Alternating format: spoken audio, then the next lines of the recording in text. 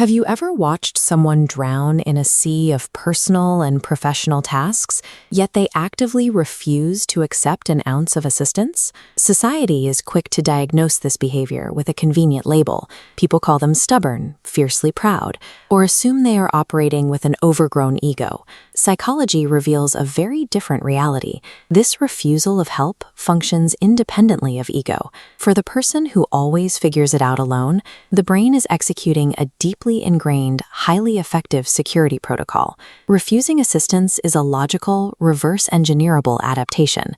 It is a system built entirely to protect the individual from the perceived unreliability of other people. To understand this system, we look at the internal environment of childhood, where the initial rules of trust are written. When support is highly inconsistent, a child develops survival independence. The brain adapts to an unpredictable environment by rewiring itself to become entirely self-reliant. The developing mind makes a cold, rational deduction. It learns very early on that expecting rescue or validation leads to disappointment, making self-reliance the only safe choice available. The hyper-independent person often values support. They simply lack any confidence whatsoever that the help will remain in place long-term. Many experienced parentification. Parentification is a psychological glitch where a child is forced to manage heavy adult emotions and responsibilities long before they are developmentally ready. The side effect of this premature responsibility is a brain that instinctively suppresses its own needs.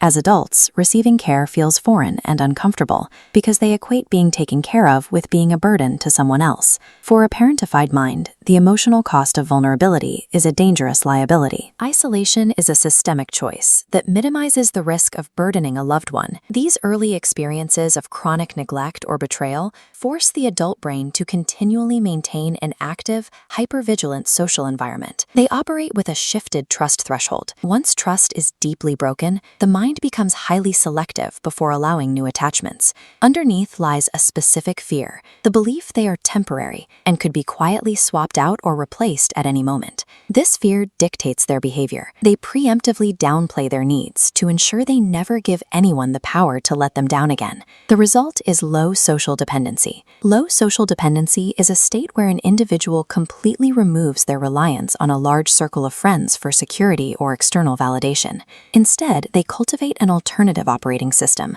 a vast, self-sufficient inner world where solutions and comfort are generated entirely internally. Rejecting social dependency serves as a defense architecture. It guarantees that an individual's internal security and self-worth can never be compromised by external abandonment. When we pull back and view the results of this psychological architecture, we see a state of profound capability. These individuals have cultivated high emotional endurance.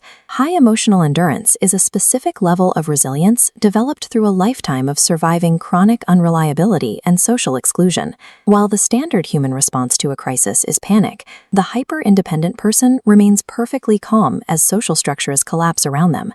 They maintain this composure because they have already anticipated and survived these exact scenarios countless times before. This silence is a demonstration of unshakable strength, a testament to a nervous system that has mastered the art of standing alone. If you are someone who never asks for help, your nervous system simply adapted to intense pressure early on. You learned responsibility before safety and strength before softness. Never asking for help means your mind possesses an emotional endurance most will never understand.